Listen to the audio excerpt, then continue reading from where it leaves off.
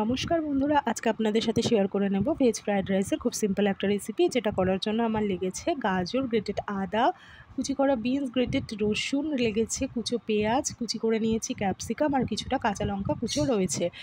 এখানে refine oil দিয়ে গরম করার পরে দিয়ে দিয়েছি গোটা গরম মশলা ফোড়নে।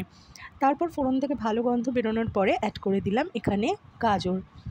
তারপরে দিয়ে দিচ্ছি পেঁয়াজ কুচি আর কাঁচা লঙ্কা কুচি। এগুলো ভেজে নিই আর আপনাদের সাথে শেয়ার করে নিই গরম মশলার মধ্যে কী কী নিয়েছিলাম। শাহজিরে, ছোটো এলাচ, বড় এলাচ, দারচিনি, লবঙ্গ, গোলমরিচ। এগুলো ভাজা হয়ে গেছে, কিছুটা নরম হওয়ার পরে অ্যাড করে দিলাম এখানে কুচি করা বিনস আর ক্যাপসিকামগুলো। দিয়ে একটু নাড়িয়ে চাড়িয়ে নেওয়ার পরে দিয়ে দিলাম গ্রেটেড আদা আর রসুনটাও। ভালো করে এবার এগুলোকে একটু ভেজে নেব। স্বাদ মতো নুন দিলাম আর একটু চিনিও অ্যাড করে নিলাম।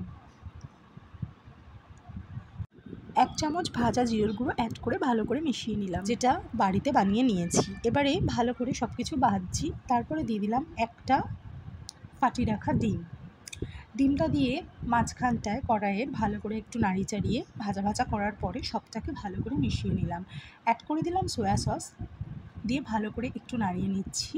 এবারে ঝরঝরে ভাতগুলোকে ঢেলে দিলাম, দিয়ে খুব ভালো করে ওপর নিচ করে ভেজে নিলে রেডি হয়ে যাবে ফ্রায়েড রাইস। খুবই সিম্পল আর ঝটপট হয়েও যায়, আর খেতে তো ভীষণই ভালো হয়।